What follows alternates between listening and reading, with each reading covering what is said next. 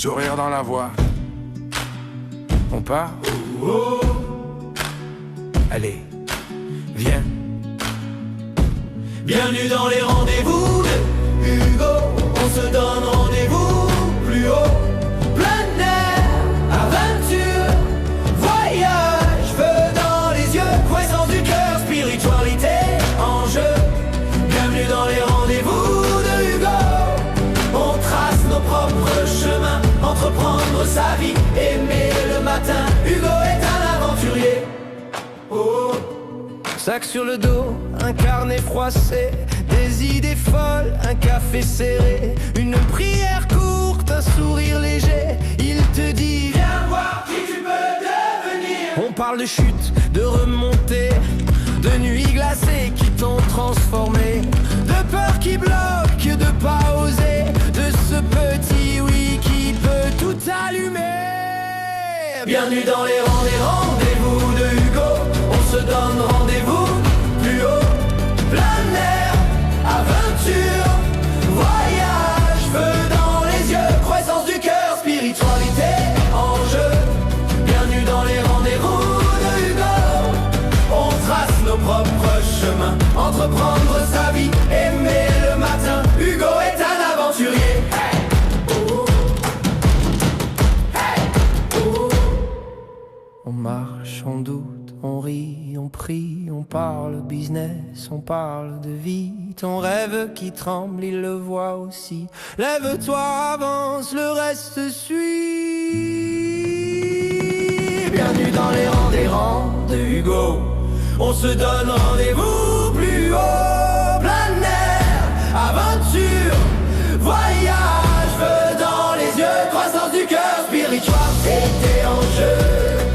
Dans les rendez-vous de Hugo, on trace nos propres chemins, entreprendre sa vie, aimer le matin. Hugo est un aventurier.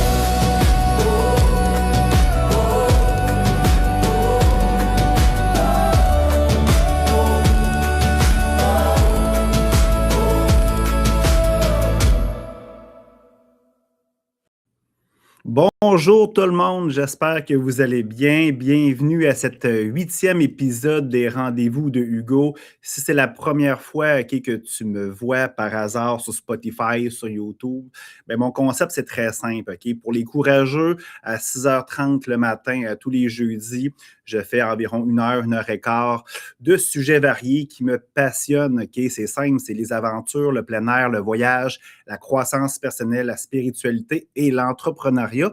Et pour ceux qui sont un petit peu moins courageux ou du moins qui tombent par hasard, si hasard soit-il, sur mon contenu, dans le fond, je vous souhaite quand même la bienvenue. Je suis sur plusieurs plateformes, que ce soit Spotify, YouTube, Facebook, LinkedIn, Instagram et plus encore sur Twitch aussi.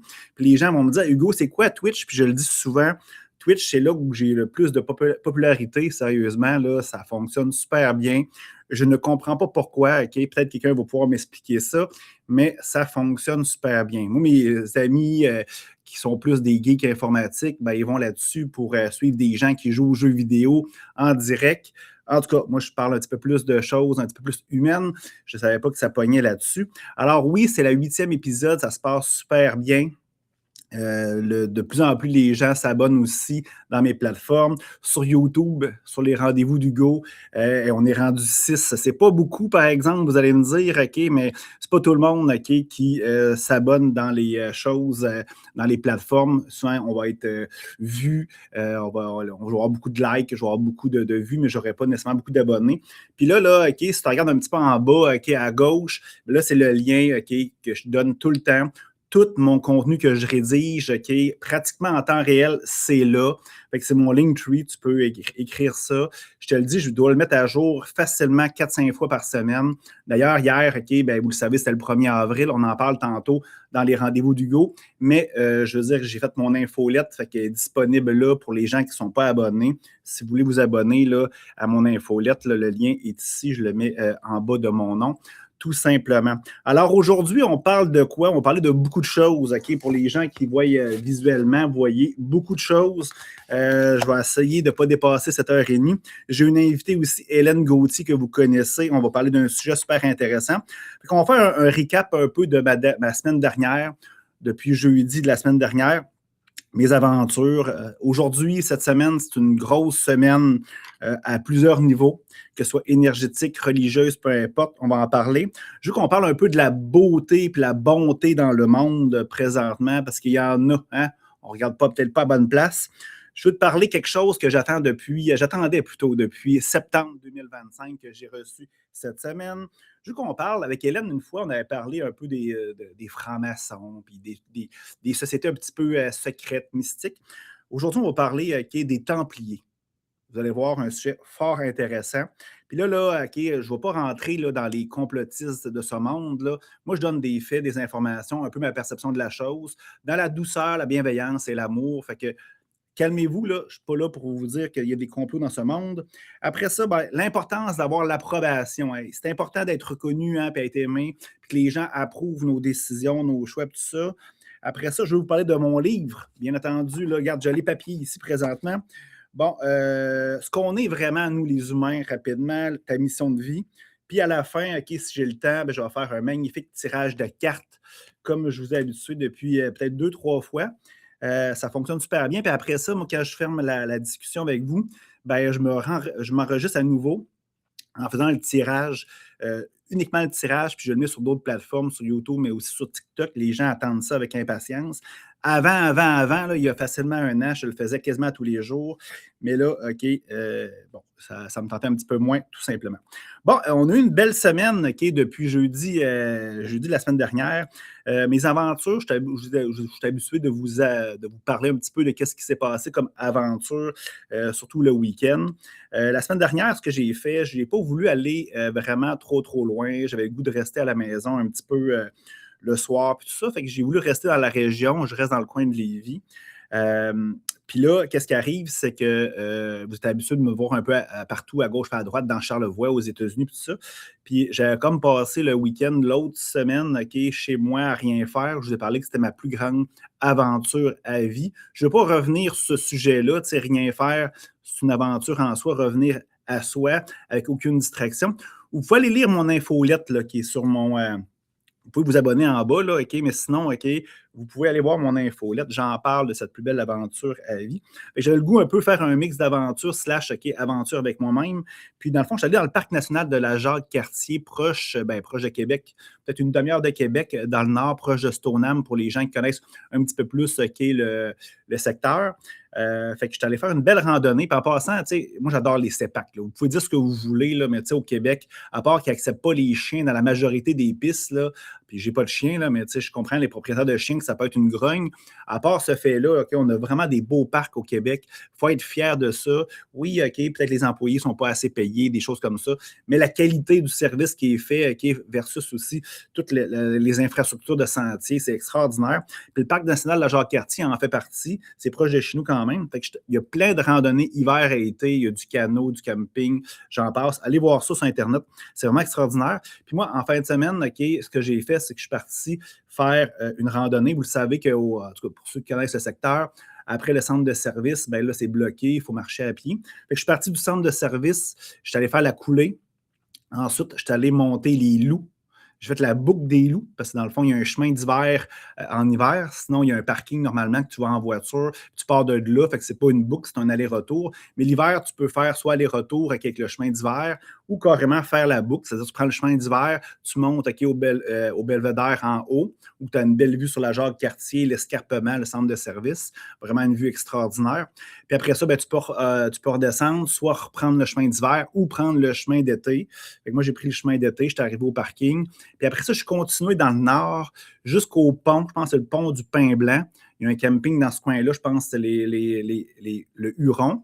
Puis je suis revenu par le Draveur Sud. Ça a donné 21 km. Je n'avais pas amené mes raquettes. Malheureusement, il y a eu sûrement du vent. Je pense qu'il a neigé un petit peu quand même dans la semaine. Fait que les loups, c'était très bien tapé. Mais après les loups, c'était vraiment de la neige un petit peu molle. Là, il y a beaucoup de monde qui fait de la raquette ou du ski dans ce genre de sentier-là. Fait que ça a été quand même assez intense. Fait qu'une belle randonnée, 21 km. C'est ça qui est le fun dans le parc national de la Jacques-Cartier. Tu peux te promener à gauche et à droite. Il y a plein de sentiers. Tu n'es pas obligé de faire un sentier au complet. Tu peux bifurquer sur un autre sentier. C'est vraiment merveilleux.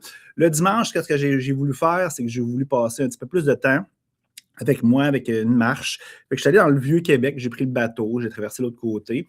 Qu'est-ce qui est fun dans le Vieux-Québec? OK, il y a plein de choses. C'était dimanche des Rameaux, fait qu'il y avait plein de touristes. Même si c'est un aspect religieux, c'est pas grave, il y avait plein de monde. Je suis allé visiter des églises, je suis allé voir des statues, même si ça fait plusieurs fois que je vais là. Dîner aussi dans un bon restaurant. Après ça, je suis allé me promener. J'ai fait des belles découvertes à Québec, sans nécessairement quelque chose d'extraordinaire. Moi, j'adore ça, de regarder les statues. Je regardais proche du Château Frontenac la statue de Samuel de Champlain. Si vous prenez le temps de regarder ça, il y a plein de choses un peu étranges dans ces statues-là. Bon, il y a plein de significations dans les statues. Vous savez, si par exemple la personne regarde à l'extérieur vers l'océan, bien, souvent c'est une personne de l'extérieur, ça regarde vers l'intérieur, c'est une personne qui est un local, un loco dans ce pays-là. Bon, on peut voir s'il a été blessé à la guerre, plein de choses. Mais souvent, il y a d'autres ornements aussi à cette statue-là. Il y a comme un ange dans cette statue-là. Il y a l'archange Raphaël. Dans le fond, c'est un archange, un ange qui joue de la trompette. Normalement, c'est Raphaël, si on regarde un petit peu plus si on s'informe un petit peu plus. Particulièrement, c'est une fille, parce que elle a comme un sein un peu sorti. À l'époque, un sein sorti, c'est un peu étrange, pareil quand même. Un archange féminin. Bref, beaucoup de choses mystérieuses dans ces statues-là. Et j'adore regarder ça. Moi, je crois qu'il y a des messages cachés, que ce soit des artistes qui ont caché des significations ou carrément le propriétaire ou la personne qui a commandité l'œuvre peut-être voulait aussi faire passer des messages. En tout cas, les messages sont partout dans l'univers, il faut juste regarder à la bonne place. Ensuite, c'était le 1er avril hier. Fait que le 1er avril, dans plusieurs traditions, c'est quoi? Puis là, je suis tannant parce que je le répète, chaque tradition, souvent chaque culture a son début d'année, que ce soit la nouvelle année chinoise, plein de groupes X, Y, Z. Fait que, historiquement, le 1er avril a déjà été aussi le début du calendrier. Ça a été déplacé au 1er janvier, comme vous le connaissez, parce qu'on le vit vraiment avec ce calendrier-là aujourd'hui. Fait que vraiment une journée super intéressante. Pour moi, avril, c'est quoi? L'hiver, on hiberne, on passe du temps à se recentrer, se ressourcer, à faire un peu peut-être une introspection sur nous, mettre des idées pas en action, mais mettre des idées là, de l'avant-plan pour le printemps, l'été. Puis, bref, le avril, c'est clairement le printemps, même s'il y a de la neige encore un peu à gauche et à droite, puis il y a neigé cette semaine. Pour moi, c'est un mois d'action. C'est un mois qu'on passe à l'action, un mois qu'on crée, qu'on met dans la matière nos idées. Puis c'est le temps aussi de faire le grand ménage. Pas pour rien qu'on disait faire le grand ménage du printemps. C'est le temps de mettre en action du nouveau, mais surtout aussi libérer les choses qui ne sont plus nécessaires. Faites le ménage dans votre vie, faites le ménage dans votre maison. Vous allez voir, pour créer du beau puis du nouveau, ça prend de la place. Si tu es bien plein de choses, de croyances limitantes, de blessures, de cochonneries à gauche et à droite, tu n'as pas de place pour mettre un nouveau bibelot ou un nouveau meuble dans ton existence, dans ta vie. Le 1er avril. Le 1er avril, c'est quoi aussi? C'est le poisson d'avril. Fait que vous avez sûrement eu des petites blagues à gauche et à droite hier. Moi, je trouve ça un petit peu... moi, j'haïs ça faire comme tout le monde. C'est sûr que, j'essaie en tout cas, je prétends que je suis assez original puis je fais les choses un peu à ma façon. Fait que c'est sûr que c'est le poisson d'avril, moi, à cette heure, je compare ça un petit peu avec le Black Friday. T'sais. Le Black Friday, c'est quoi? C'est une journée dans l'année, théoriquement, où il y a des rabais de fou. Bon, je vous en parle depuis longtemps. Les prix augmentent 3 mois avant, puis là, ils font des rabais, mais en réalité, c'est le même prix ou même plus cher. Puis le Black Friday, il y a le Cyber Monday, il y a 2 semaines avant, il y a des promotions, 3 semaines après, il y a encore des promotions. Là, le poisson d'avril, c'est un peu la même affaire. Si tu veux être original, le monde fait la blague 2-3 jours avant, 2-3 jours après. Fait que ça finit plus de finir. C'est comme le curling aux Olympiques. C'est quand est-ce qu'ils donnent la foutue médaille, il y en a tous les jours. Bref, c'est ça. le poisson d'avril. Fait que moi, j'essaie de ne pas trop embarquer là-dedans. J'ai fait une petite publication avec une tête de poisson, avec une photo que j'ai générée par intelligence artificielle sur LinkedIn. C'était juste pour rigoler, mais c'était pas pour faire un coup à personne. Ensuite, OK, ben, c'est la semaine sainte. Je n'ai parlé tantôt lorsque je suis allé dans le Vieux-Québec. Puis la semaine sainte, ben, c'est quand même quelque chose d'assez gros. Hein. Nous autres, on est peut-être un petit peu moins religieux. Si vous avez mon âge, OK, vous avez sûrement eu une éducation chrétienne, catholique. Bref, fait que c'est quand même beaucoup de choses, OK, pour les gens qui sont croyants. Puis les gens qui le sont un petit peu moins. Fait que, tu sais, si je reviens un petit peu dans des faits, là, OK, sans nécessairement dire que je suis d'accord ou pas d'accord, la semaine sainte, c'est quoi? Ben, c'est un peu une réplique, OK, genre de la dernière semaine de Jésus, là, tu sais. Puis encore là, OK, je rentre pas là-dedans, je dis si c'est vrai ou pas vrai, là. Je donne des faits. Fait que, tu sais, théoriquement, OK, il y a eu Jésus arrive à Jérusalem, OK, le dimanche. On appelle ça le dimanche des rameaux. Pourquoi? Parce que quand Jésus a rentré, OK, avec ses disciples, avec ses apôtres, OK, dans Jérusalem, ben là, qu'est-ce qui est arrivé? Ben, ils ont mis des rameaux, OK, à gauche et à droite, là, en dessous, pour qu'ils marchent par-dessus. Puis ça, c'était comme, OK, par exemple, une symbolique d'un roi. Fait qu'habituellement, dans la légende du roi David et toutes ces choses-là, quand les rois rentraient à Jérusalem, il y avait un peu des rameaux comme ça. Puis je ne rentre pas trop en détail, fait que vous pouvez comprendre à l'époque comment les autorités, les Romains, mais aussi les prêtres juifs, OK, comment ils ont perçu ça. C'est sûr qu'ils n'ont pas dû aimer ça. Après ça, il y a eu le lundi, mardi, mercredi. Je ne veux pas rentrer trop là-dedans. Puis le jeudi, ben, dans le fond, c'est la dernière scène que vous connaissez tous. Jésus, OK, avec tous ses apôtres, OK, puis là, théoriquement, là, il aurait coupé le pain, bu du vin, puis l'Eucharistie aurait parti de là, théoriquement, si ça n'a pas été inventé par des humains. Mais c'était le dernier repas, OK, avec les apôtres. Ils sont allés, Judas est parti parce que Jésus a dit que dans le fond, il y en a un qui va me trahir, blablabla. Pierre a dit, jamais je vais te trahir. Ben oui, tu vas me renier 3 fois, OK, avant le chant du coq. Tu sais, ce que vous connaissez déjà, ils partent et vont au monde des Oliviers. Judas, théoriquement, le trahit, il se fait capturer, il se fait juger. Le vendredi, il se fait un petit peu malmené. Puis dans le fond, ça se passe, OK, sa crucifixion le vendredi. Après ça, le samedi, petite journée tranquille, théoriquement. Et le dimanche, OK, la résurrection, OK. Puis là, ça arrive par pur hasard, OK. Par pur hasard, la journée de la Pâque qui est juive, OK. Puis la journée de la Pâque juive, en passant, c'est pas juste les Juifs qui fêtaient la Pâque, OK. Plusieurs traditions, cultures dans le monde, OK. C'est une journée très symbolique. Puis je ne sais pas si vous vous rappelez quand est-ce, OK.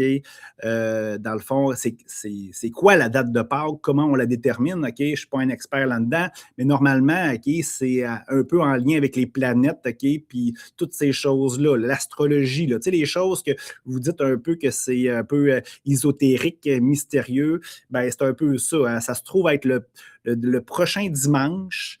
Dans le fond, il y a l'équinoxe du printemps, c'est-à-dire le printemps, le 21 mars. Dans le fond, il y a une pleine lune, puis c'est le dimanche après, la première pleine lune, après l'équinoxe du printemps, tout simplement. Fait que vous comprenez que ce n'est pas une date super, super fixe, c'est une date qui est avec les planètes puis tout ça. Puis dans le fond, plusieurs cultures fêtent des choses dans cette journée-là. Puis c'est un peu Noël, c'est un peu la même affaire. Hein. Le 25 décembre, c'est quoi? Ben, c'est simple, c'est que dans le fond, le 21 décembre, c'est l'hiver. Il fait noir, c'est la journée la plus longue, la plus courte de l'année. Le 22, 23, 24, c'est des journées très, très longues. Et le 25, c'est la journée que le soleil reprend le dessus sur l'ombre, blablabla. C'est une journée très fêtée aussi mondialement. C'est un peu la même chose aussi avec le 25 juin, qui est la Saint-Jean-Baptiste. Théoriquement, ça se trouve être la fête de Saint-Jean-Baptiste.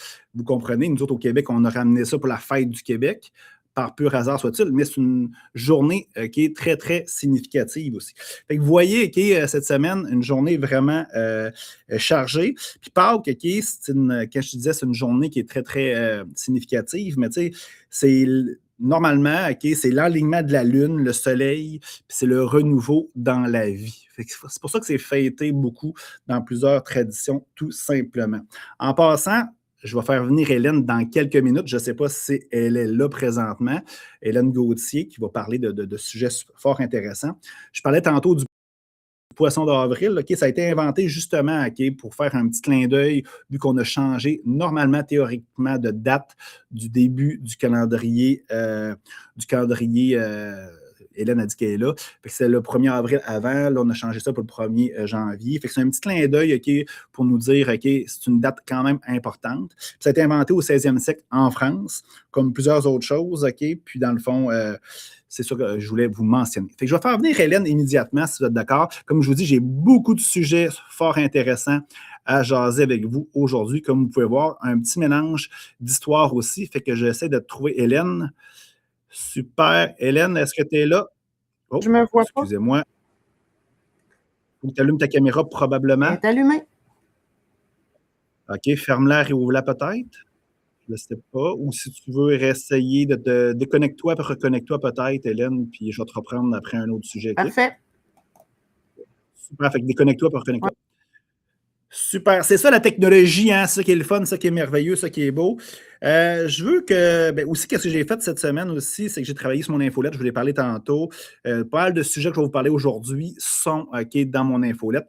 Là, vous allez voir, pour les gens qui ne sont pas sur Spotify, le beau soleil qui rentre dans mon bureau. Le design a un peu changé parce qu'aujourd'hui, ben, je suis dans mon bureau de Rivière-du-Loup. Si vous avez vu mon générique d'introduction, ben, vous voyez quelques reprises, OK, je suis dans mon bureau. Aujourd'hui, j'avais des rencontres à Rivière-du-Loup. Fait que dans le fond, j'ai décidé de coucher ici à Rivière-du-Loup où mes bureaux sont. Puis dans le fond, ben, je suis bien content d'être avec vous aujourd'hui, beaucoup plus ensoleillé que chez moi. Hélène est de retour. Salut Hélène, comment ça va? Je t'entends pas, par exemple. Ton micro est peut-être désactivé. Ça ne fonctionne pas, Hélène.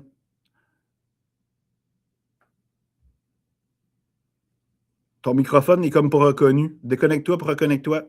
On renseigne une dernière fois par la suite. Super. Fait que je veux vous parler aussi de quelque chose qui m'est arrivé cette semaine. C'est qu'il y a de la bonté et de la beauté dans ce monde ici en 2026. Je trouve que le monde met beaucoup d'énergie dans des choses qui sont négatives. Sur les réseaux sociaux, j'en parle régulièrement. Il y a tellement de sujets négatifs dans les nouvelles aussi. Il y a des belles choses. Puis moi, cette semaine, il m'est arrivé 3 événements dans la même journée, back-to-back, qui m'ont prouvé que l'être humain, ben, il y a de la belle humanité là-dedans. On peut avoir espoir que notre monde aujourd'hui, même demain, va être extraordinaire, le monde qu'on va laisser à nos enfants, un monde d'amour et de bienveillance.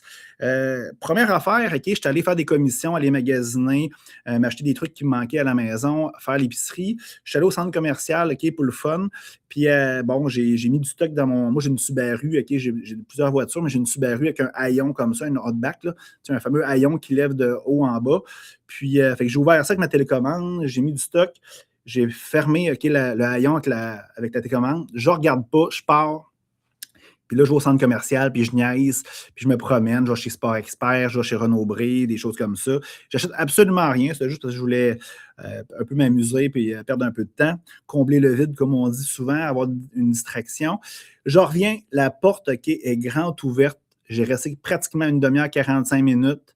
Fait que là, j'ai fuck, j'avais full de stock de randonnée en plus, des skis, une planche à neige, mon sac à dos, GPS, un deuxième cellulaire. J'arrive, toute mon épicerie était là, il n'y avait rien qui avait parti. Puis il y avait full de monde dans le parking, des va-et-vient à gauche et à droite. Fait que je peux vous dire quelque chose, OK? Wow, il y a des gens honnêtes qui existent en 2026. Fait que j'ai trouvé ça tellement merveilleux. J'ai dit, ça me donnait un bon exemple que, tu sais, il y a des choses, des belles choses en 2026. Autre affaire, OK, plus tard dans la journée, j'avais besoin d'aller dans mon locker. Moi, j'ai un perron, j'ai une galerie, puis je voulais remettre mes affaires de printemps pour pouvoir aller à l'extérieur. J'aime ça prendre un petit café le matin très tôt et puis voir le lever du soleil. Fait que là, c'est ça. Fait que là, je vais chercher dans mon locker les éléments en question. Là, je ne trouve pas la clé de mon locker. En tout cas, fait que là, je fouille un peu à gauche et à droite, je ne le trouve pas. Je pense peut-être qu'il est dans ma voiture, dans mon parking souterrain. Je descends, il n'est pas là. Puis là, en fin de compte, je passe devant mon locker parce que le chemin, je passe devant, je n'avais pas le choix. J'arrive, je regarde mon locker. La clé était encore dans la serrure. Puis ça, depuis facilement 2 à 3 semaines. Je me souviens, genre, je n'ai pas retourné là depuis ce temps-là. Puis là, là-dedans, vous comprenez, j'ai du stock pas mal, vraiment du stock de randonnée encore une fois.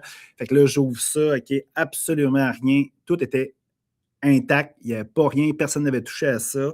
Fait que bravo, il y a des gens honnêtes. L'autre affaire, après, je vais me chercher un petit café. Je pense que c'était le matin avant. Je pense que c'est le premier épisode que j'ai vécu. J'arrive au Tim Hortons, le TPV, au service à l'auto, le TPV ne fonctionne pas. Puis là, le monsieur il dit, ben, soit que tu rentres en dedans, OK, ou soit que tu peux me donner ton cellulaire. On n'est pas autorisé à faire ça, mais tu me donnes ton cellulaire, je vais aller à la machine en avant, je vais le scanner, puis inquiétez-vous pas, monsieur, OK, vous pouvez avoir confiance en moi. Puis là, je vais vous amener la facture après pour vous prouver que j'ai fait la transaction correctement. Puis je suis honnête. Il me met en confiance, je dis oui, il fait, puis tout ça. Fait que je trouve ça beau parce qu'il y a des gens, OK, en 2026, qui sont honnêtes, qui sont dans la bienveillance, qui sont généreuses. Puis on met tellement d'énergie, OK, sur ceux qui ne sont pas fun, OK, qui sont méchantes, qui ont des choses, OK, qui ont des bases énergie. Parce qu'on dirait que c'est ça qui fait parler. Hein. Souvent, on écoute les nouvelles, on voit, OK, à la une, OK, on voit vraiment des choses, OK, pour capter notre attention. Puis c'est toujours du négatif. Puis ça nous laisse toujours dans des basses vibrations. Ça nous starte vraiment la journée négativement. Puis après ça, tes pensées créent ta réalité. Puis là, qu'est-ce qui arrive? OK, ben c'est ça. Ça se matérialise dans ton existence. Et moi, c'est pour ça que j'essaie de ne pas voir ces sources d'informations-là. J'essaie aussi que les gens qui sont négatifs, j'essaie de les enlever, OK, de mes réseaux ou ne mettre pas intéressés.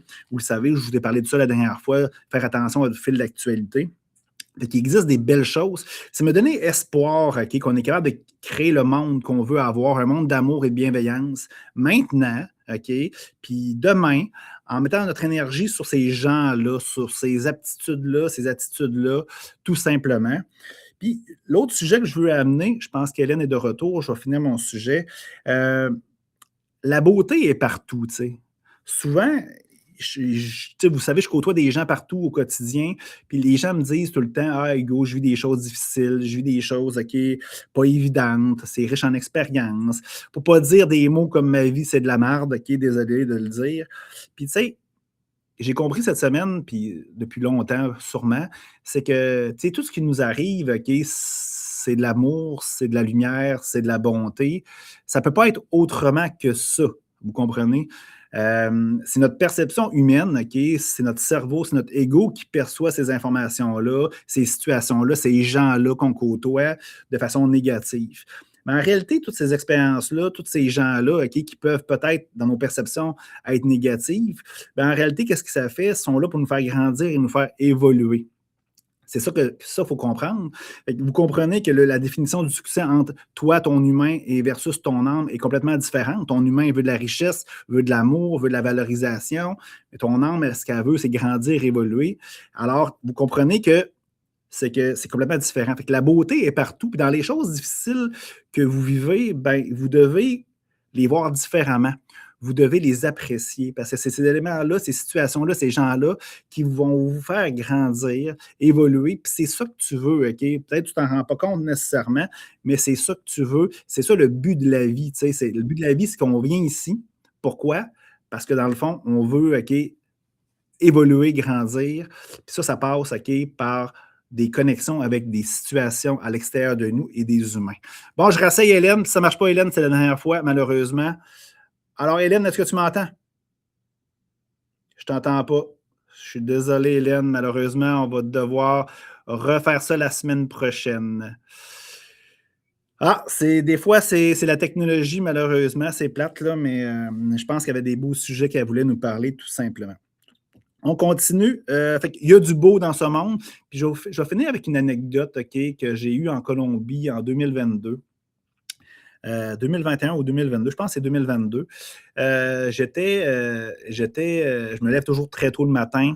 J'étais au Boumia Beach, OK, sur le bord de la plage en Colombie en 2022. Puis là, je me lève à 4 h du matin, 5 h du matin, je ne m'en souviens plus nécessairement à l'heure. Puis là, je sors, OK, de mon tipi. C'est qu'on a comme loué des tipis là, sur le bord de la plage. Puis je vais m'étendre dans un hamac pour méditer, puis tout ça. Puis moi, j'adore les chiens, puis tout ça. Puis dans cet hôtel-là, il y avait plein d'animaux. Des chats, des chiens. Puis les chiens étaient vraiment, ils étaient habitués de côtoyer les touristes qui étaient là. Fait qu'ils étaient vraiment affectueux, dans le fond, et très, très social, puis ça. Puis là, je m'endors un peu dans le hamac en méditant, puis tout ça. Puis là, je me réveille, je vois un petit chien, mais vraiment, là, c'était la pire ordure de l'humanité, là, quand je l'ai vu à l'époque, là. J'ai changé mon opinion, mais là, quand je l'ai vu, c'était vraiment, il était magané, il saignait, il s'avait battu, il puait, il était laid. Vraiment, là, c'était le pire chien de l'humanité. Puis là, il voulait venir me voir pour que je le flatte. Fait que là, moi, il est dégueulasse, c'est un pouilleux. Fait que là, j'essaie de le faire fuir, OK, pour qu'il parte. Puis là, il il est comme parti un petit peu, tu sais, puis il avait l'air tout triste, la queue entre les jambes, et tout ça. Puis là, il s'est tourné. Puis là, vous allez me dire, OK, Hugo, là, probablement que tu as abusé des pina coladas la veille. Peut-être. Peut-être que tu t'es endormi puis c'est un rêve. Peut-être. OK? Mais du moins, ça reste quand même une bonne histoire. Le chien se tourne, OK, puis là, il dit Salut Hugo. Fait que là, il me parle. Il me parle avec mon langage à moi. Il ne me parle pas en espagnol, il ne parle pas en anglais, il parle en français. Il dit Hugo, si j'étais Dieu, si je suis Dieu, est-ce que tu me flatterais? Fait que là, j'ai répondu, j'ai dit oui. Fait que là, il est venu sur moi, puis je l'ai flatté. Puis dans le fond, ben, c'est ça que j'ai compris avec cette histoire-là, tu sais. C'est que dans le fond, tu sais, Dieu, la bonté, l'amour, appelle ça comme tu veux, l'univers, ben, est partout, même dans les choses pas belles. OK? Parce que tout est Dieu, tout est amour, tout est lumière. Ça ne peut pas être autrement. Vous comprenez? Ce que vous pensez que c'est de l'ombre puis c'est du négatif, ben, c'est juste quelque chose, OK, pour vous faire comprendre que la lumière existe, que l'amour existe. Prenez ça en considération. Je me suis réveillé, le chien qui était dans mes bras, dans mon hamac. Puis c'était plus le petit chien qui était super laid, c'était un petit chien tout soyeux, là, tout beau, tout propre. Fait que bref, est-ce que j'ai rêvé? Peut-être, peut-être pas. Mais quand même, comme je vous ai dit tantôt, ça reste une belle histoire. Hey, la chose que j'attendais depuis septembre 2025, je vais vous la dire. Si vous avez été voir sur TikTok, OK, je l'ai fait une vidéo sur le sujet un petit peu plus longue. Des fois, je reprends du contenu, vous comprenez, tu sais, combler une heure et quart de contenu, souvent, je reprends mes informations, les vidéos que j'ai faites, les blogs, peu importe. Fait que dans le fond, c'est simple, OK, c'est que vous le savez, j'ai fait le chemin de Compostelle en 2025, juillet à août. Ça m'a pris environ 24 jours à réaliser cet exploit. Je suis allé me promener un peu partout au Portugal par la suite, en France. Puis, dans le fond, c'est certain, puis je l'ai ici d'ailleurs par hasard, c'est quand tu fais ton fameux Compostelle, ben si tu vas à Saint-Jacques de Compostelle à la fin, tu prouves, OK, avec ton passeport du pèlerin, la Compostella, ben, il donne un certificat du pèlerin qui prouve que tu as réalisé l'exploit, puis tu peux même arriver et dire je suis parti de Saint-Jean-Pied-de-Port, c'est 780 km, il peut même tout certifier ça. Là, il faudrait que je l'encadre un petit peu, là. J'ai été un peu négligent là-dessus, mais quand là, je vous le dis, il y a plusieurs chemins de Compostelle. Lui que j'ai fait, c'est le Camino Frances, Saint-Jean-Pied-de-Port, jusqu'à Saint-Jacques-de-Compostelle, c'est 780 km. Fait qu'il y a comme une organisation à Saint-Jean-Pied-de-Port en France qui gère, OK, ces fameux accueils-là de pèlerins puis de départ. Puis si tu prouves, OK, que tu as fait vraiment les 780 km que j'ai fait, ben dans le fond, si tu payes, bien entendu, il te donne une belle petite médaille. Comme ça. Là, on ne voit vraiment pas bien avec nécessairement le soleil puis la lumière. On voit peut-être un petit peu mieux de côté. Fait que c'est ça. Moi, je pensais que ça allait être une médaille comme une médaille d'Olympique, là, mais c'est une petite médaille plus comme genre une pièce de monnaie, quand même assez grosse. Puis en arrière, il y a toutes les destinations officielles, tous les arrêts officiels. Vous savez, c'est comme des étapes. Il y a comme une trentaine d'étapes officielles. Tu n'es pas obligé de les faire parce que chaque village, chaque ville qui peuvent t'accueillir. Dans le fond, il y a des infrastructures comme des auberges puis des restaurants pour t'accueillir. Fait que je suis bien content d'avoir reçu ça. Fait que une autre petite chose à mettre à gauche et à droite chez nous. Je ne suis pas un gars qui aime accumuler en passant. J'aime ça qu'il soit clean, qu'il n'y ait pas de cochonnerie. Mais ça, ça fait encore un beau rappel par rapport à ce que j'ai vécu cet été. Si vous voulez en savoir davantage, je le dis souvent, là, allez sur mon Linktree, allez sur mon blog, Hugo en cavale, puis j'ai un blog là-dedans, puis dans le fond, je parle de cette aventure-là. Je pense ma chaîne YouTube aussi, j'en parle aussi, pas celle des rendez-vous d'Hugo, mais celle de Hugo en cavale. Je veux poursuivre aussi, je veux qu'on parle des Templiers. On a parlé avec Hélène une fois, on a parlé des francs-maçons rapidement. Puis encore là, je tiens à préciser, je ne suis pas là pour vous dire si c'est vrai, si c'est correct, si c'est positif. Je suis là pour vous donner des informations et moi, qu'est-ce que je pense de ça tout simplement. Puis quand ça fait un lien un peu avec le Compostelle, parce que quand je suis allé sur le chemin de Compostelle, ben, j'ai vu full de signes des Templiers. Vous le savez, que le signe des Templiers, c'est une croix, qui est souvent une croix, là, pas nécessairement une croix religieuse, mais c'est une croix plus comme un X quasiment égal. Fait qu'on voit cette croix-là un peu partout sur le chemin. Mais on voit aussi d'autres ordres religieux de l'époque des croisades C'est ça qu'on va parler un petit peu aujourd'hui. Parce que dans le fond, c'est simple, c'est qu'après la perte de Jérusalem, après que les croisés ont perdu Jérusalem aux mains de Saladin, les Sarrasins, ben, dans le fond, les Occidentaux sont retournés dans leur pays. Beaucoup, c'était de la France, de l'Espagne. Puis dans le fond, ça prenait un autre pèlerinage. Fait qu'ils ont inventé indirectement le pèlerinage de Saint-Jacques-de-Compostelle. Et il y a eu des commanderies, des hôpitaux qui ont été mis sur le chemin pour pouvoir aider les pèlerins, un peu qu'est-ce qu'il y avait dans le nouveau monde de Jérusalem à l'époque des croisades, pour différentes raisons. Fait que c'est sûr qu'il y a certains que ces gens-là ont vécu là dans le passé. Puis d'ailleurs, on voit encore des ordres religieux, des ordres qui, je ne vais pas dire religieuses, dont l'ordre de Malte, qui est anciennement l'ordre des hospitaliers, qui ont encore des hôtels, des auberges pour les pèlerins. On voit ça à plusieurs reprises, puis c'est fonctionnel, tu peux aller là. Sinon, on voit plein de signes à gauche et à droite, des ruines qui appartenaient aux Templiers, entre autres. Fait que le chemin, pas le chemin, mais le passage de ce sujet-là va très bien avec la médaille que j'ai reçue cette semaine.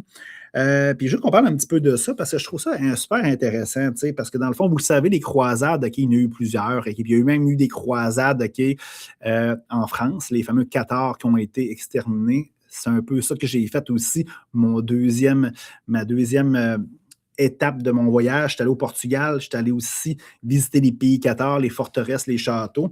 Fait que parallèlement à ça, ça fait une belle continuité. Puis là, ben, il y a eu des croisades, puis il y a eu les deux premières croisades. La première, c'est simple, c'est Urbain II, le pape de l'époque. Bon, il a demandé aux peuples occidentaux, beaucoup la France, bien entendu, d'aller récupérer Jérusalem. Puis là, il y a eu, la première, c'est simple, c'est qu'il y a eu plein de monde qui était du peuple régulier, des marchands, des cultivateurs, des paysans, puis des religieux qui sont allés là-bas, puis sont fait donner une volée solide parce qu'ils n'étaient pas structurés. Mais ce n'était pas la croisade officielle que le pape voulait nécessairement qu'il soit faite, c'est vraiment des chevaliers. La raison est très simple, c'est qu'à Jérusalem, ben, le tombeau du Christ, normalement, il est supposé être là. Je dis normalement. Puis l'autre chose, ben, dans le fond, les chevaliers à l'époque, surtout en France, ben, ils étaient mal commodes, se tapaient sa gueule, se chicanaient, puis c'était vraiment le bordel. Fait que dans le fond, deux pierres d'un coup, on envoie ce monde-là là-bas récupérer ce qu'on désire. Puis là, il y a plein de mystères autour de ça aussi. Hein. Il y a le tombeau du Christ, mais il y a peut-être d'autres choses aussi qu'on devait ou qu'on voulait récupérer. Bref, fait que dans le fond, il y a une croisade, la deuxième croisade structurée qui était là-bas, beaucoup gérée par des Occidentaux, beaucoup de Français, la noble, la strate de la population, c'était des nobles. Ils sont partis là-bas, tout simplement des chevaliers. Puis effectivement, après plusieurs années, ils ont réussi à récupérer Jérusalem en 1099 officiellement. Ils ont commencé en 1096, ça finit en 1099. La prise de Jérusalem, ils sont rentrés, les croisés ont rentré dans Jérusalem, ils ont massacré tout le monde. Ça a été un carnage digne de plusieurs autres trucs religieux fanatiques. Bref, hein, au nom de Dieu, mais souvent, c'est bien le fun aller tuer des gens, hein, ça fait du bien, mais surtout, il y a des richesses, des terres, de l'or, des pièces d'or, des diamants, peu importe, appelez ça comme ça. Bref, certains Français, certains Occidentaux sont retournés au pays, d'autres ont resté là-bas puis ont vu l'opportunité de créer un royaume. Il y a eu 3 royaumes qui s'est créés, dont le royaume de Jérusalem, celui d'Antioche et Tripoli. Fait que c'est ça. On pense que c'était juste un grand royaume de Jérusalem, mais en réalité, il y en avait 3. Bon, on va parler de Jérusalem tout simplement. Il y a eu des rois qui ont pris possession de ça, sauf que vous comprenez que dans le fond, on était des envahisseurs d'un pays qui était quand même assez structuré, pas uni, mais très structuré. Fait qu'il y avait du monde de l'autre côté, qui était comme des Arabes, des Sarrasins, des Turcs à l'époque, qui étaient quand même structurés, éduqués, avec une armée, malgré qu'ils n'étaient pas unis. Mais bref, c'était très difficile à maintenir les fameuses frontières avec ces peuples-là. Fait que toute l'armée, malgré que plusieurs sont retournés en France, l'armée était dédiée 100% à protéger les frontières. Mais là, vous comprenez que quand on a récupéré Jérusalem, le pape a envoyé des pèlerins là, à Jérusalem. Là. Fait que là, les routes étaient remplies de pèlerins. C'était pas sécuritaire car l'armée n'était pas là pour sécuriser les routes, mais sécurisait genre les frontières contre les Turcs, contre les Sarrasins. Le roi s'en foutait parce que, dans le fond, son royaume était très précaire. Bref, ils ont vu des opportunités de créer un ordre religieux parce que Hugues de Pin, de Pins, qui était le fondateur des Templiers, ben, dans le fond, il a vu une opportunité, là, c'est l'histoire officielle, de créer un ordre de moines chevaliers, parce que tous ces gens-là, au début, c'était des chevaliers. Quand tu es un chevalier, tu fais partie de la noblesse. Fait que dans le fond, de se soustraire de leur suzerain, exemple, mettons comme Hugues de Pins, son suzerain, c'était le comte de Champagne en France. Fait que comment tu veux, quand tu as donné des vœux de servir cette personne-là en tant que chevalier, pouvoir te souscrire de ça, ben, devenir moine, puis faire un vœu de pauvreté, de chasteté, ben, le pape pouvait faire en sorte que, dans le fond, tu cancellais ces vœux-là pour avoir de nouveaux vœux encore théoriquement plus pieux. Fait que créer un ordre religieux, moine, chevalier, pour protéger les pèlerins. Fait que vous allez comprendre que le patriarche de Jérusalem, le roi de Jérusalem, ainsi que le pape et tout le monde étaient bien heureux que ces gens-là protègent ces pèlerins-là gratuitement, sans frais, sans aucune intervention de leur part. Fait que, bref, ça a été vraiment très, très popularisé à cause de ça. Puis là, au début, ça s'appelait les pauvres chevaliers du Christ, ça ne s'appelait pas les Templiers. Sauf que dans le fond, le roi avait donné les écuries dans l'ancien temple de Salomon, sur la montagne, où il y avait il y a eu des mosquées là-bas, il y a eu aussi le palais du roi. Bref, il y avait des écuries très modestes, creusées dans la pierre. Fait que, théoriquement, tout ça, c'est l'histoire officielle. Fait que vous allez comprendre que le nom, ben, c'était les pauvres chevaliers du Christ. C'est venu et du temple de Salomon, vu qu'il restait dans les écuries. Et là, ça a changé en fil du temps, par les Templiers, parce que c'était dans le fond le temple de Salomon, tout simplement. Puis ils ont gardé ce nom-là là-dessus. Je vais vous parler un petit peu par la suite. Ça, c'est l'histoire officielle. Théoriquement, ben, il y a plusieurs mystères. Souvent, il y a des gens qui vont dire que ces gens-là qui ont créé comme Hugues de Pins, faisaient partie d'un autre ordre plus mystérieux, mystique. Puis dans le fond, tout ça était un petit peu stagé pour pouvoir se soustraire de leur monarque, de leur comte, de leur suzerain. D'autres, mystères, disent que dans le fond, ils ont fait exprès pour avoir l'écurie parce que dans le fond, il y avait des trésors. Puis c'est le temple de Salomon, il y avait les ruines du temple de Salomon. Puis théoriquement, il y avait des trésors là-dedans. Souvent, il y a du monde qui vont parler du Saint Graal. Si vous avez déjà regardé le Da Vinci Code de Dan Brown, fait que plusieurs vont dire qu'ils ont creusé là-dedans pour trouver des choses. Bref, une chose est sûre, après plusieurs années, les Templiers sont devenus vraiment riches. Ils prêtaient de l'argent même aux souverains, à des pays, à des rois dans le monde. Ils étaient propriétaires de terrains partout en Europe, aussi en Orient. Fait que beaucoup de pouvoir, c'était même des conseillers de rois, de personnes influentes. Fait que, bref, en 1307, le roi de France, Philippe IV, qui était très endetté envers les Templiers, a décidé de, soit un complot en disant qu'ils étaient des hérétiques qui crachaient sa croix du Christ, des choses comme ça, des trucs homosexuels. Bref, il y avait une liste de choses à leur reprocher. Puis, dans le fond, ils ont arrêté en 1307, le vendredi 13, et certains ont été brûlés, pas nécessairement cette journée-là, mais dans le fond, c'est pour ça qu'on parle que le vendredi 13 porte malheur. Vous voyez, plein de liens super intéressants. Puis, dans le fond, ben, vous allez comprendre que ça n'arrête pas un groupe si puissant que ça. Philippe IV arrive, mettons, dans la commanderie de France, de Paris, qui est la plus grosse en Europe. Il arrive, il n'y a pas une scène, aucun trésor, aucun mystère. Fait que, où est passé le trésor de ces gens-là qui étaient immensément riches? Beaucoup de mystères. Qu'est-ce qu'ils ont trouvé à Jérusalem?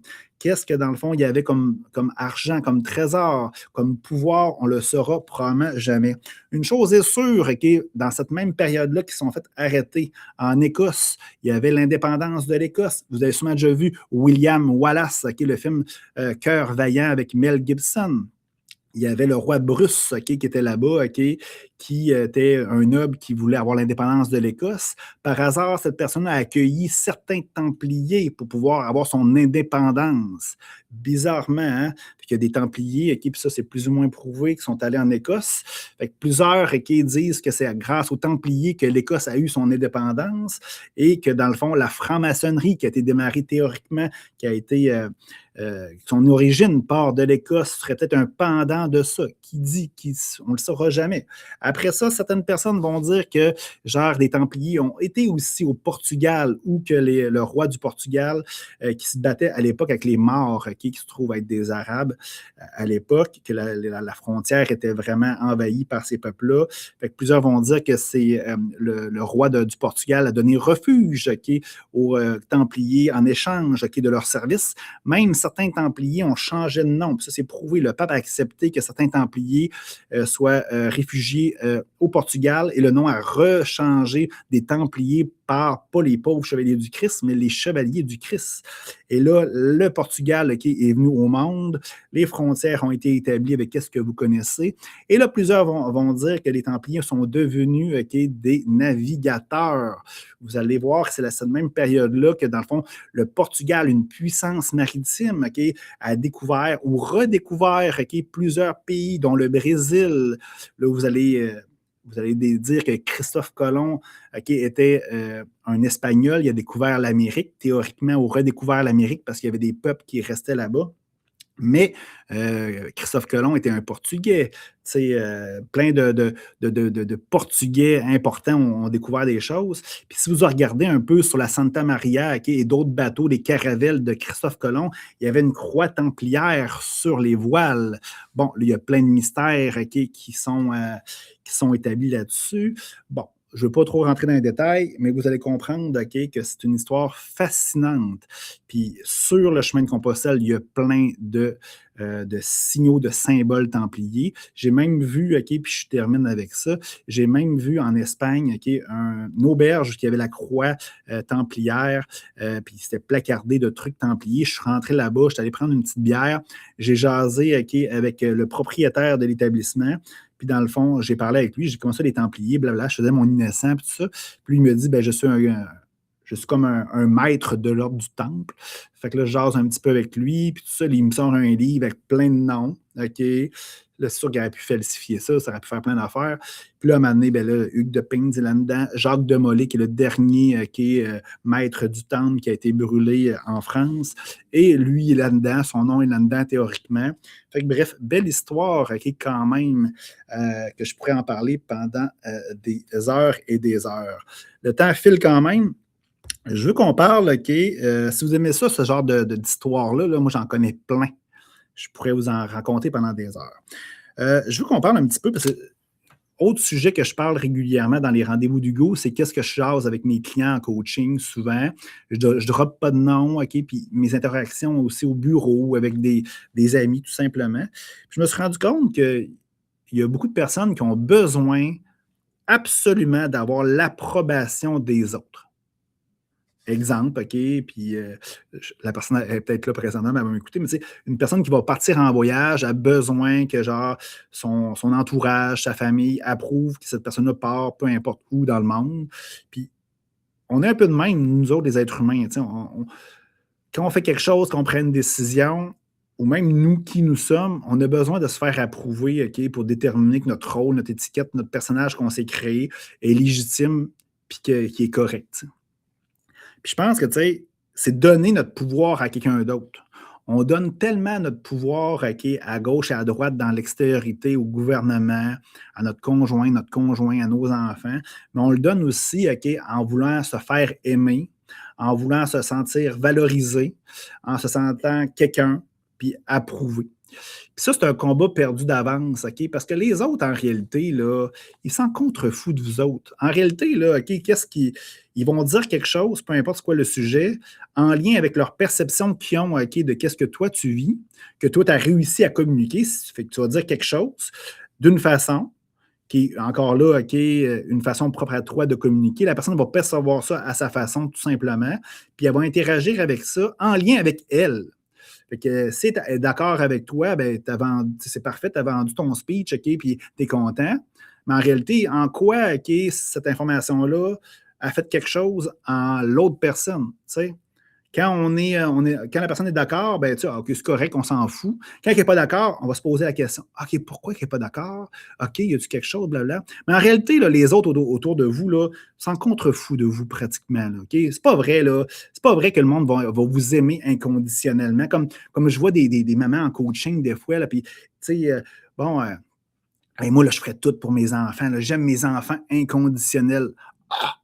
Voyons, il n'y a personne qui aime tes enfants inconditionnels. Tu sais, d'un, là, tu dois être ta propre source d'amour et de bonheur, premièrement. Puis de deux, tu sais, on aime du monde avec des conditions. OK? À part si tu t'appelles Jésus, Bouddha, OK, ou je ne sais pas qui, OK, tout simplement, on aime les gens avec des conditions, tout simplement. Fait que c'est certain que, dans le fond, si tu rentres dans cette gamique-là, là, tu vas être très déçu. C'est un combat qui va être perdu d'avance. Fait que fais tes choses pour toi, tout simplement pour toi. Puis là, après ça, c'est sûr qu'on cohabite avec des gens. Puis quand tu vas arrêter de vouloir te faire aimer, vouloir d'être valorisé puis d'être approuvé, ben, tu ne verras plus ça chez les autres, tout simplement. Tu sais, les gens qui ont besoin, qui voient ça, je ne suis pas approuvé, je ne suis pas aimé, je ne suis pas valorisé, c'est parce que dans le fond, tu as besoin de ça, OK, pour combler ce vide-là que tu as à l'intérieur de vous. Arrêtez, OK? Puis quand c'est réglé, quand tu n'as plus besoin de ça, ben, tu ne le vois plus chez les autres. Tu sais, moi, j'ai mes parents, là, je veux dire, je leur dis même pas, je m'en vais en voyage, je leur dis quand je reviens. Je n'ai pas besoin de quelqu'un me dise Hugo, c'est correct ou pas correct. Je m'en contrefous, je fais les choses pour moi, tout simplement. Puis bon, c'est pas parfait, mais quand même, j'essaie. On poursuit. Je vais vous parler de mon livre. Ça fait longtemps que je vous en parle, je suis en retard. La première fois que je vous ai parlé de ça, OK, c'était le 1er octobre, c'était le lancement. Mais le bug, OK, c'est que je procrastinais parce que le texte était écrit, le design était fait. C'est juste qu'il y avait des blancs dans les pages. Puis je ne suis pas un perfectionniste, mais j'aime ça que le produit soit OK, vraiment à la hauteur de ce que je voulais vous présenter. Fait que j'ai lâché prise là-dessus, je l'ai mis sur Amazon, OK, puis là, ben, ça donne ça. Là, c'est le démo. Parce que quand tu publies sur Amazon, en passant, si vous voulez écrire un livre, là, puis vous voulez un coup de main, je peux vous aider là-dessus. Si c'est un sujet qui vous intéresse, écrivez-moi en commentaire, OK? Puis je vais pouvoir en parler, OK, dans une conférence que je donne ou tout simplement dans les rendez-vous d'Hugo. Quand tu publies le livre, tu peux commander le livre pratiquement gratuitement pour voir qu'est-ce que ça donne. Je l'ai mis en ligne, je pense, en début de semaine, la semaine dernière. Puis là, je l'ai ici. Fait que vous voyez, là, c'est tangible. Là.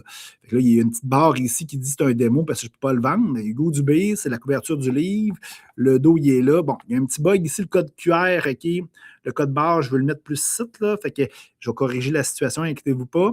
Si vous voulez le commander immédiatement, là, dépêchez-vous. Parce que je vous le dis, là, ça va valoir cher. Là. Il y a un bug. C'est comme une carte de hockey, quand il y a une bug de manufacturier, là, souvent, ça vaut des millions là, après. Je ne prétends pas que ça va valoir des millions, mais là, il y a un bug dessus, vous pouvez le commander, mais il va être réglé sous peu. Fait que vous voyez le titre maintenant, la description de moi. Puis là-dedans, vous voyez les pages, OK? Il y a 140. Je pense que je ne sais pas comment exactement. Je pense qu'il y avait 142 pages précisément. Vous pouvez aller le prendre. Puis, vous voyez sur mon Linktree que vous voyez ici en bas, vous pouvez cliquer dessus. Sinon, OK, c'est le Codex des Lumières. Vous voyez ça, le Codex des Lumières, pas d'accent.com. Allez là-dessus, il y a un bouton qui va vous rediriger pour l'acheter tout simplement sur Amazon. Amazon, qu'est-ce qui arrive? Qu'est-ce qui est plate? C'est que le prix varie, OK, selon le gré le vent, la météo, tout ça. Et je l'avais mis à 21,94. Il peut varier des fois entre 21 et 24 $ environ. Fait qu'il n'est pas trop cher. Puis comme je vous ai dit, c'est quoi ce livre-là? Ben, c'est plein de petites nouvelles, je dirais, mystérieuses, ésotériques, historiques, que j'ai canalisées, inventées, que j'ai su, que j'ai appris, que j'ai lu sur des sujets. Fait que, ça passe du langage caché, le langage des oiseaux. Ça passe aussi que l'Empire romain existe toujours aujourd'hui. C'est quoi les 12 étapes d'éveil d'un être humain? La nouvelle prière de notre Père. Je parle de l'archange Michael. Le sauveur né d'une vierge. Les autres sont notre miroir. Fait que c'est plein de nouvelles intéressantes. Puis ça ne se lit pas nécessairement, genre je commence du début jusqu'à la fin. Tu peux le faire, bien entendu. Mais tu peux arriver, par exemple, aujourd'hui, quel sujet je pense qui serait important pour moi d'intégrer dans mon existence? C'est pas une page au hasard. Puis justement, drôle d'hasard, la vraie histoire de Jésus. Fait que je donne mes opinions là-dessus. Encore là, il n'y a aucun sujet qui peut porter à l'interprétation. C'est pas complotiste. C'est vraiment mon interprétation de certains sujets. Puis tu dois toujours utiliser ton discernement. Autre chose que je veux vous parler, ça fait longtemps que je vous en parle, c'est pratiquement terminé. J'ai fait mon oracle de cartes, les fameuses cartes là, de tarot ou d'oracle angélique ou peu importe. Là. J'ai créé ma propre oracle en lien avec ce codex-là. Ça s'appelle l'oracledeslumières.com. Vous pouvez aller voir ça. La seule chose qui manque, le site est prêt, la seule chose qui manque, c'est que j'ai terminé de faire les 52 cartes. C'est 52 cartes d'un jeu comme un jeu de poker où tu veux jouer à dame de pique ou peu importe. Et tu peux prendre ce jeu-là, tu peux jouer directement à n'importe quel jeu de cartes.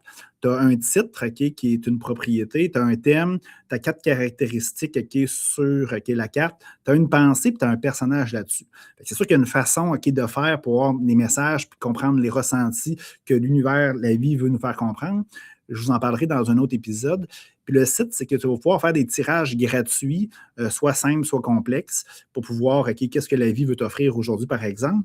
Mais l'affaire, c'est que là, il me reste à valider chacune des cartes. Je les ai reçues, je pense, hier ou avant-hier. Fait que j'ai 52 cartes à valider, vérifier. Puis après ça, je vais mettre ça en ligne. Là, je l'ai mis en pré-vente, pour l'avoir papier. J'hésite si je dois le laisser en ligne ou pas, ou le mettre en copie papier. On verra éventuellement. C'est super intéressant. Bon, il est 7h25, ça fait pratiquement 1 heure. Je poursuis avec 2 sujets super intéressants aussi. On est quoi, nous autres? Ça fait longtemps que j'en parle. On est quoi? Quand je parle à mes clients de coaching, je leur dis « Qui es-tu? » Puis je le sais, j'en parle souvent.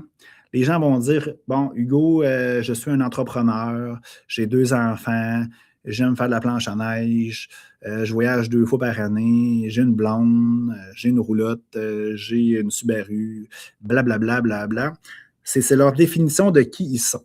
Puis, je vous répète, ça, là, c'est beau, mais tu serais né probablement en Afrique, dans un village où tu fais 2 heures pour aller chercher de l'eau, probablement que tu ne serais pas ça. Fait que tu n'es pas ça. C'est des étiquettes, c'est des rôles circonstanciels, théoriquement, dû au hasard de la vie, ou c'était plus spirituel que tu t'as choisi avant de t'incarner ici. Mais bref, c'était dépendant de ton milieu socio-culturel, politique, géographique, etc. Parce que sinon, tu aurais été peut-être d'autres choses. Mais si tu es un petit peu plus ouvert spirituellement, tu vas me dire « Ah, ben Hugo, je suis sensible, je suis généreux, je suis bienveillant, je suis dans l'amour, blablabla. » OK, bravo. Mais encore là, tu serais né peut-être, je ne sais pas, en Chine, ou que tu t'es fait exploiter comme esclave, ou peu importe, il t'est arrivé un drame dans ton existence. Ça se peut-tu que tu sois moins bienveillant? Ça se peut-tu que tu sois moins généreuse? Quand on lutte pour notre vie, la pyramide de Maslow, peut-être que dans le fond, tu n'es pas rendu à l'étape que genre tu veux t'émanciper spirituellement dans la bienveillance et l'amour. Ça se peut-tu, ça? Fait que peut-être encore là, tu n'es pas ça pendant tout, c'est circonstanciel encore une fois. Là, si tu es vraiment ouvert, spirituel, tu vas me dire « Ah, Hugo, je le sais qui je suis amour et lumière. » OK, ouais, super. Super, là, t'es hot, t'es vraiment hot. C'est quoi ça, être de la lumière? Le soleil est là, tu me vois. C'est quoi être amour? Là, tu vas dire « Ah, ben, être amour, c'est s'aimer les uns les autres. » Je pense que tu n'as pas compris, là. En tout cas, écris-moi dans les commentaires, c'est quoi être amour? C'est quoi être lumière? Hein? On le sait tous, probablement qu'on est ça, mais mets des mots là-dessus, voir c'est quoi la lumière, c'est quoi de l'amour. Mais je vais te dire qu'est-ce que tu es, hors de tout doute, Puis je le répète souvent. Puis je le tiens à le répéter parce que dans le fond, je pense que vous avez besoin d'entendre ça. Tu sais, t'es pas... Tout ce qui se passe dans ta vie, tu n'es pas ça. Tu n'es pas le vétérinaire. Tu n'es pas le père des 2 enfants. Tu n'es pas sensible, tu n'es pas généreux. Tu es l'observateur qui observe ces choses-là. Quand tu vis quelque chose, puis tu es stressé, ben, tu n'es pas stressé. Tu observes qu'il y a du stress. Tu observes qu'il y a de la colère. Tu observes qu'il y a de la chicane. Tu observes que dans le fond, ça sent bon. Tu observes que c'est beau le coucher de soleil. Tu comprends? Tu observes. Tu es l'observateur des choses qui se passent à l'extérieur et à l'intérieur de toi. Fait que si tu es l'observateur, exemple, tu regardes un match de hockey, ouais, là, tu vas me dire, OK, Hugo, ça se peut que dans le fond, je ressente de la frustration parce qu'il a tiré à côté du but ou qu'on a perdu. Mais normalement, quand tu observes quelque chose, OK, ben, tu es détaché de cette chose-là, tu fais juste observer. L'erreur qu'on fait, comme dans le match de hockey, c'est qu'on peut s'approprier OK, ce qu'on observe à l'intérieur de nous, puis figer ça, les fameuses émotions, les sentiments. Mais normalement, on est l'observateur détaché de ce qu'on observe. C'est ça qu'on est. Puis quand tu prends le temps de dire, puis tu répètes que tu es cet observateur-là, OK, tu n'es pas dans de la théorie à deux balles, OK, que tu es l'amour, puis tu es la lumière, que tu n'incarnes pas nécessairement tout le temps. Tu es juste l'observateur qui observe ça. Puis dans le fond, tu ne t'associes pas, tu te détaches OK, de tout ce qui se passe. C'est pas nécessairement de dire OK, on s'en fout, il y a de l'abus dans le monde, je ne fais absolument rien, mais fais l'exercice. Puis c'est quoi l'observateur? Ben, c'est ça la conscience. Tu sais, on parle souvent, hey, je suis conscience, ou il y a de la conscience. L'univers, ben, c'est ça, la conscience. C'est l'observation. On poursuit. Je veux qu'on parle, puis on va terminer avec ça, OK, avant le tirage de cartes. Je veux qu'on parle, les gens souvent ils viennent me voir, puis ils vivotent OK, dans la vie. Bon, ils ne savent pas trop, ils cherchent quelque chose, ils ne trouvent pas. Puis là, d'un, je leur dis tout le temps, ben, est-ce que tu t'aimes? Fait que là, tu sais, je le dis souvent encore une fois, je me répète, le monde, on n'a pas appris à s'aimer. Si tu es là présentement, c'est que tu t'aimes. Mais souvent, quand je pose la question, si je dis tu aimes les carottes, est-ce que tu aimes les carottes? Tu vas me répondre oui ou non. Tu ne diras pas oui, j'aime les carottes, mais j'aime pas les carottes dans le, je sais pas, le gâteau carotte. On s'en fout du gâteau carotte. Tu dis oui ou non. Quand je te dis est-ce que tu t'aimes? Peut-être, pas tous les jours, je travaille là-dessus. Ouais, fuck, je te pose une question, oui ou non, réponds oui ou non. On n'a pas appris à dire qu'on s'aime, parce que dans le fond, dire qu'on s'aime, ben, ça va être égoïste souvent. Tu sais, on a appris qu'il faut aimer les autres, il faut être ici, il faut être ça, blablabla, surtout au Québec, hein, surtout nous les catholiques. Bref, fait que là, on s'aime plus ou moins. Fait qu'on est prêt à d'incarner cet amour-là face à nous. Est-ce que tu te connais? Bon, on en parle depuis tantôt. Là. Ben, probablement pas. OK? Tu connais qu'est-ce que tu fais, pas qu'est-ce que tu es. Tu sais-tu où tu vas? Et souvent, le monde ne sait même pas. C'est quoi ton rêve? C'est quoi tes désirs?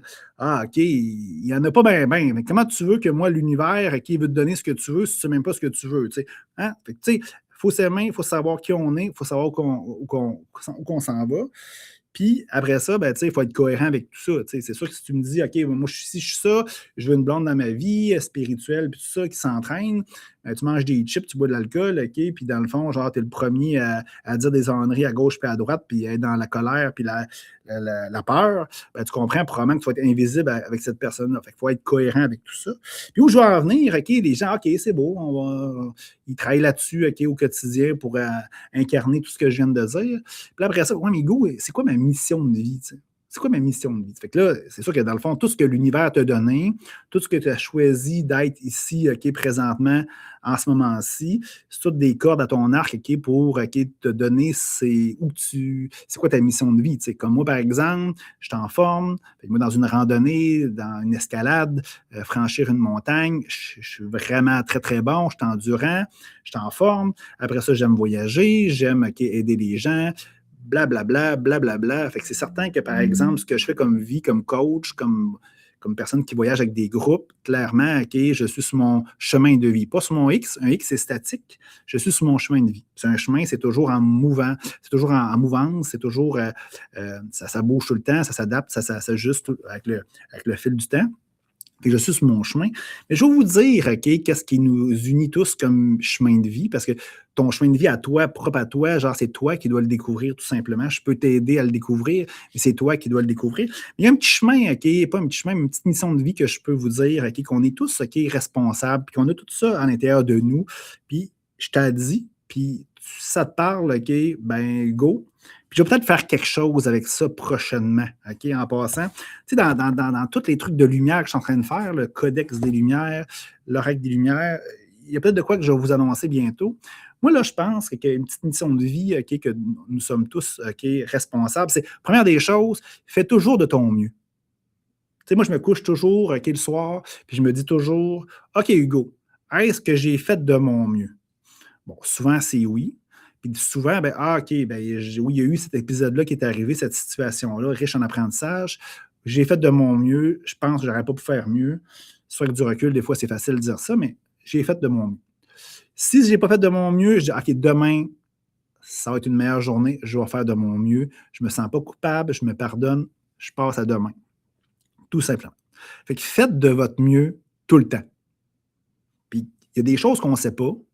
Tu sais, si tu ne sais pas que, par exemple, OK, qu'il y a un Kleenex à terre, puis c'est pas correct qu'il soit à terre, si tu ne le sais pas, ben pour moi, c'est pas une erreur. Mais si tu le sais qu'il est à terre, puis tu ne le ramasses pas, tu sais que c'est pas correct, ben là, il y a un problème. Fait que faites de votre mieux, tout simplement. Puis l'autre chose, OK, faites au quotidien avec vous-même, bien entendu, mais des fois, c'est dur avec nous-mêmes parce qu'on ne passe pas beaucoup de temps avec nous-mêmes, mais avec les interrelations que tu as au quotidien, au travail, avec ta famille, avec des amis, essaie toujours, OK, oui, de faire de ton mieux, mais d'être là, d'être une source de lumière pour cette personne. Tu sais, tu vas au cinéma, il y a plein de monde, OK, puis là, il y a du monde qui ne vont pas bien. Tu le sens, là, tu le sais. Il y a du monde qui sont malades, qui toussent. Il y a des gens, OK, tu vois que leur énergie ne sont pas corrects. Il y en a qui ne font pas attention à eux. Sois là, puis envoie de la lumière à tous ces gens-là. Puis envoyer de la lumière, c'est quoi? C'est avoir, tu sais, il y a plein de techniques, là, sûrement, là, tu sais. Bouddha, probablement, il viendrait ici puis il dirait quelque chose. Tu sais, probablement plus intelligent que Hugo Dubé. Mais bref, je rigole. Mais, tu sais, c'est avoir un beau sourire, avoir une belle énergie, être content d'être là, regarder les gens, OK, avec compassion, avec bienveillance. Puis tu vas voir, ton énergie va changer, bien entendu, elle va être belle, puis tu vas faire du bien autour des gens. Puis on le voit des fois, tu sais, au quotidien, tu rencontres une personne à une belle énergie, tu as le goût du sourire, tu as le goût, OK, du parler, puis il y en a d'autres qui ont une mauvaise énergie, puis là, tu changes de rangée d'épicerie, OK, de rangée à l'épicerie, tout simplement. Fait que sois en sorte que, dans le fond, que tu sois cette personne-là rayonnante, merveilleuse. Fais ton mieux, sois lumière dans toutes tes interrelations. Puis tu vas voir, ensemble, on va le créer, le beau monde, OK, qu'on veut créer, un monde d'amour et de bienveillance. Parce que je vous l'ai dit, j'ai espoir, OK, que ça a lieu maintenant, puis que ça va être dans le futur un monde extraordinaire. Hey, je suis rendu à mon tirage, OK? Si vous êtes d'accord, on va tirer ça parce que là, il arrive, OK, 7h36 exactement pour les gens qui sont en direct. Fait que là, dans le fond, ce qu'on va faire, je vais tirer, OK, 3 cartes. 3 cartes avec mon tarot Zen de Osho. OK, c'est un tarot que j'affectionne beaucoup. La première carte, ça va être quoi? OK, ça va être, OK, ton énergie que tu as en ce moment. La deuxième, ça va être l'énergie que tu vas avoir à la fin de la journée. Puis la troisième va être l'énergie, OK, que... Non, c'est pas, excusez-moi, ça va être le cadeau que l'univers veut t'offrir. C'est dur de faire 3 choses en même temps, parler, tirer des cartes, tout ça. Super. Ensuite, OK, je vais te piger ton thème de la journée. Ça, ce thème-là, qu'est-ce que tu devrais faire? C'est que tu devrais l'écrire sur un post-it et le mettre sur ton écran. Je suis sûr qu'il va y avoir plein de corrélations, OK, dans ta journée en lien avec ce thème-là. Super. Et un message de l'univers que l'univers veut te dire aujourd'hui. Bon, l'énergie du moment, c'est quoi? La comparaison. Je vais commencer par cette carte-là. Là, présentement, ton énergie, c'est quoi? C'est que là, directement ou indirectement, comme être humain, on a tendance, OK, à se comparer les uns les autres, se comparer sur notre évolution, se comparer, OK, sur 1 million de choses, puis dire, ben, c'est pas parfait, je suis pas correct. Tu sais, c'est toujours ça. J'ai pris une mauvaise décision. Ah, dans le passé, j'ai fait ci, j'ai fait ça. Je vais te dire une chose, OK? Ça, cette énergie-là, c'est une énergie qui nous donne beaucoup de culpabilité. Puis la culpabilité, selon moi, c'est le pire des sentiments qui baisse notre énergie. Tu sais, arrête de te comparer, arrête, OK, de dire que tu n'es pas parfait, pas parfaite. Tout est à la bonne place au bon moment. Tu t'en rends pas compte nécessairement. Ton ego, ton mental s'en rend pas compte. Mais ton âme, elle le sait. Tout est parfait. Lâche prise là-dessus. Tout est parfait. Fais de ton mieux, là, puis tout va bien aller. Tout va s'enchaîner parfaitement où que tu dois aller simplement. Arrête. Tout est parfait. Ton énergie, OK, à la fin de la journée, c'est la totalité. Une belle carte, là. On voit genre, OK, il y a des gens dans le vide, OK, puis qui sont tous comme des acrobates, qui sont comme réunis ensemble pour faire quelque chose d'extraordinaire, pour faire un spectacle, pour faire une figure. À la fin de la journée, hein, quand tu vas te coucher, tu vas le sentir, ça, que tout est parfait, OK, que tu es en ligne correctement où tu dois aller. Tu vas sentir ce que je dis. Maintenant, il faut que ça se poursuive jour après jour, tout simplement. Puis c'est ça que tu vas sentir. Tu vas sentir un lâcher-prise. Tu vas sentir que tu es uni avec l'ensemble de nous tous. On poursuit. Le cadeau que l'univers va t'offrir, c'est le silence. C'est ça qui est beau, le silence. Tu sais, je vous ai parlé de ma plus belle aventure de ma vie. C'est qu'est-ce que j'ai fait? C'est simple, c'est que j'étais tout seul avec moi-même pendant un week-end, dans le silence.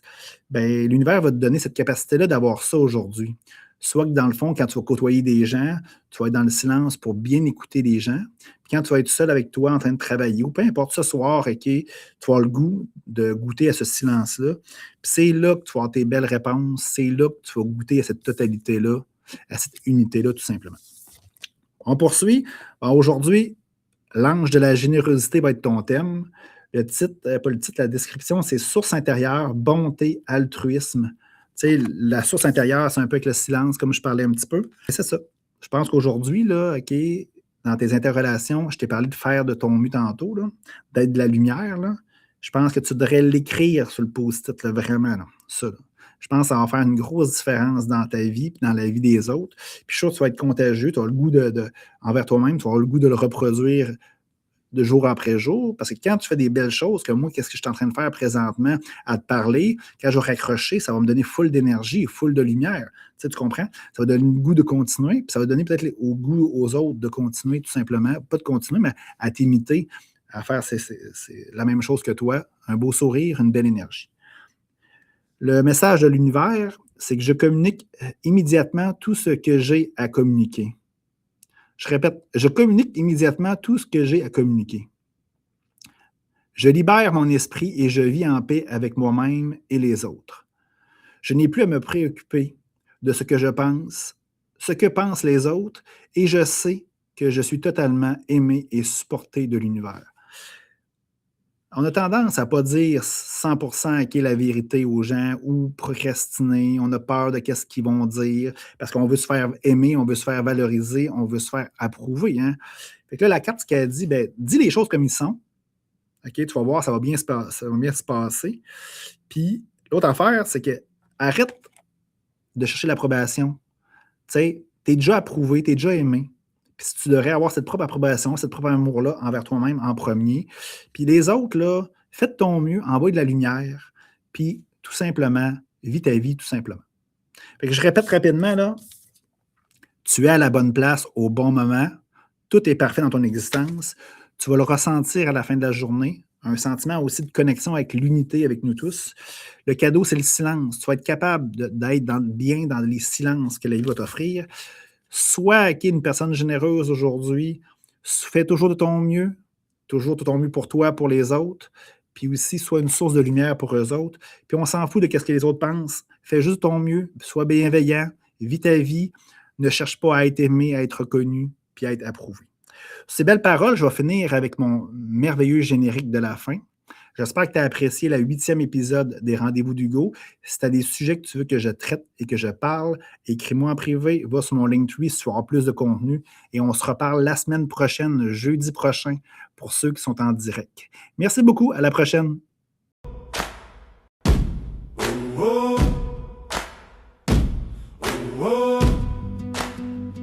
Sourire dans la voix. On part. Allez, viens. Bienvenue dans les rendez-vous de Hugo. On se donne rendez-vous plus haut. Plein air, aventure, voyage, feu dans les yeux, croissance du cœur, spiritualité en jeu. Bienvenue dans les rendez-vous de Hugo. On trace nos propres chemins, entreprendre sa vie, aimer le matin. Hugo est un aventurier. Oh.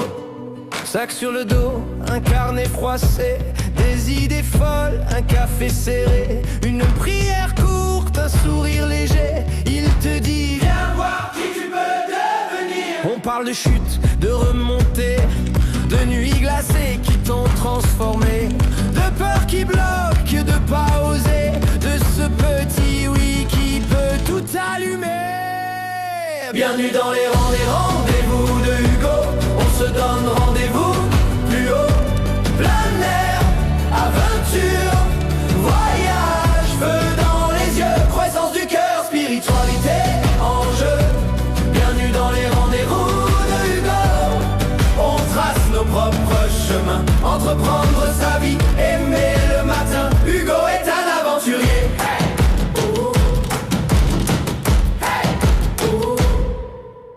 marche, on doute, on rit, on prie, on parle business, on parle de vie. Ton rêve qui tremble, il le voit aussi. Lève-toi, avance, le reste suit. Bienvenue dans les rangs des rangs de Hugo. On se donne rendez-vous plus haut. Plein air, aventure, voyage, feu dans les yeux, croissance du cœur, spiritualité.